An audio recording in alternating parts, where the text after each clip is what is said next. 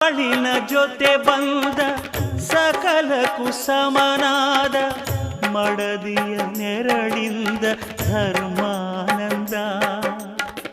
ಹೃದಯದ ನೋವನ್ನು ಪ್ರೀತಿಯ ಸುಧೆ ಮಾಡಿ ನಾಲ್ವರ ನಗಿಸುವುದೇ ಮನುಜಾನಂದ.